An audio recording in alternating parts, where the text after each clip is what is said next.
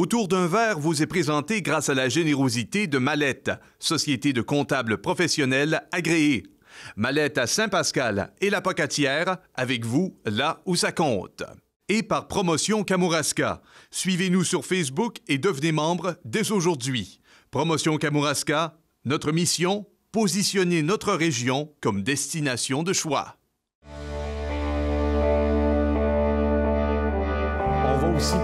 On va aussi profiter du fait que tu es un musicien. Tu adores la musique, tu en as fait ta vie. Et si tu devais proposer à quelqu'un de parcourir le Kamouraska à bord d'une voiture, il doit faire de l'entièreté de la MRC, les petites rues, les grandes rues, etc., et que tu lui construis, comme si on était dans les années 80, une cassette, une liste de lecture, quelles 3 pièces est-ce que tu mettrais parmi peut-être la douzaine ou la vingtaine de pièces que tu sélectionnerais pour parcourir le Kamouraska?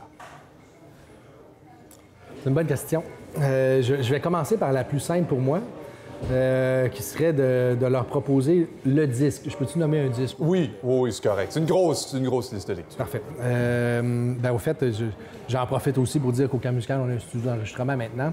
Puis un des disques intéressants qu'on a réalisé, c'est un disque qui s'appelle Kamouraska, au fait, et qui réunit une multitude d'artistes du Kamouraska, donc qui sont issus, qui sont nés ici, qui donnent leur vie aussi, et qui sont musiciens dans notre région, et aussi plusieurs pièces qui sont chères à l'équipe du camp ou qui ont été réalisées au camp, dont l'hymne du Kamouraska, qui a été composé par M. Victor Pelletier, qui est non seulement un musicien, mais un aide tout à fait exceptionnel de notre territoire, qui accorde les pianos au camp musical depuis 28 ans.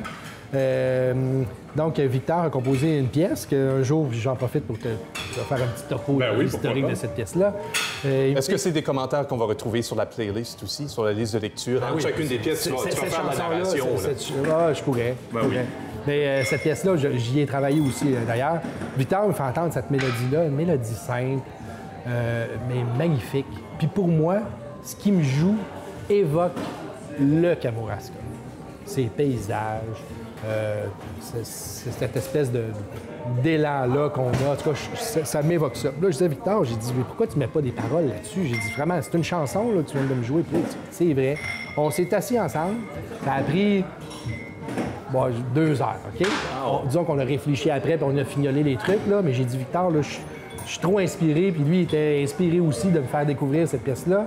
Et on a composé ensemble les paroles de ce qui, pour nous, est devenu l'hymne du Kamouraska, qu'on a orchestré par la suite avec d'autres instruments, qu'on a fait enregistrer par le chœur à la Pocatière Mouvance, le chœur Émissol à Saint-Alexandre, le chœur du Kamouraska, puis des artistes français qu'on avait de passage. On a tous mis ça ensemble, puis on leur a fait chanter l'hymne du Kamouraska, harmonisé à 3 voix avec un accompagnement, et ça se retrouve sur le disque Kamouraska qu'on a imprimé avec l'aide de la MRC, puis qu'on essaie de distribuer à la plus grande échelle possible.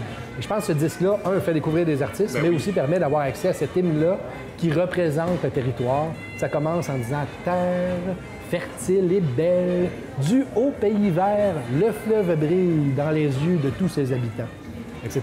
Donc je pense qu'il y a vraiment une vérité dans les paroles choisies pour cette chanson-là qui représente bien le Kamouraska. Donc ça, c'est la première. Supposons, là, je démarre ma voiture, je parle de la liste de lecture. Oui, je pense. L'hymne, c'est une bonne manière d'entrer en matière. Tu as écouté ça, tu comprends le Kamouraska. Moi, disons, je l'écouterais à Montmagny, tu sais, pour oublier qu'on est à Montmagny, puis 2 aussi, se préparer à ce qu'on va faire. Ben oui, on est-tu prêts, là? OK, on rentre dans le Kamouraska, c'est bien, la table est mise. Avec les paroles aussi que ça donne, je pense que ça serait très bien. Je fais du pouce aussi parce que l'ensemble de l'œuvre de Victor Pelletier serait écouté lorsqu'on est au Kamouraska. Non seulement pour y visiter ou en chasse, ce serait mieux pas en chasse, c'est dans un hamac à quelque part. Ensuite de ça, je dirais de la musique country. Laquelle? En général, Édouard Castonguay, tiens. OK. Parce qu'Édouard a changé, a donné, je dirais beaucoup, mais je pense qu'il y a une couleur country, là, puis qui est toujours encore palpable dans le milieu agricole là, du Kamouraska. J'ai pas de chanson, j'ai pas de pièce particulière, mais l'ensemble de l'œuvre d'Édouard Castonguay. Parfait. Ça va être une longue liste de lecture, mais j'aime ça. Ça s'écoute bien en char. Ben oui, absolument. Puis ça dépend combien de temps tu te perds aussi dans les rues. Tu sais, tu vas avoir de la marge de manœuvre. Si tu veux monter là, dans le haut pays, puis tout, puis prendre le temps, là, ben tiens, peut-être que c'est une liste de lecture pour les marchands de Saint-Rémy avec un Walkman. Parfait. On vient de changer la question dans ton Walkman. L'ensemble de l'œuvre d'Édouard Castonguay. Après ça, mon Dieu. Je te dirais... J'essaie de trouver quelque chose de différent un peu, là, mais de... Quelque chose qui représente bien, comme tu disais, le côté émerveillement. J'ai envie de dire du Debussy, tiens, Clair de lune de Debussy. OK. Parce que ça joue dans tes cordes personnelles, parce que ça vient te chercher? Oui, parce qu'il y a de quoi de super inspirant, il y a de quoi qui reste tranquille. J'ai pas envie d'y aller dans du pop ou tout ça, j'avais envie de regarder un peu mes racines classiques. Puis aussi de faire découvrir des choses aux gens. Puis des fois, la musique classique, c'est moteur d'images exceptionnelles. Souvent, dans la musique pop, les paroles vont nous faire vivre quelque chose, mais la structure de la musique demeure quand même plus... accessible. Je dirais, oui, mais plus homogène que dans ce qu'on peut découvrir en musique classique. La musique classique, sans paroles, tu te fais ton propre scénario. Fait que je pense que ça peut susciter des belles images aux gens, là, juste avant la pleine lune qu'on va vivre dans quelques jours.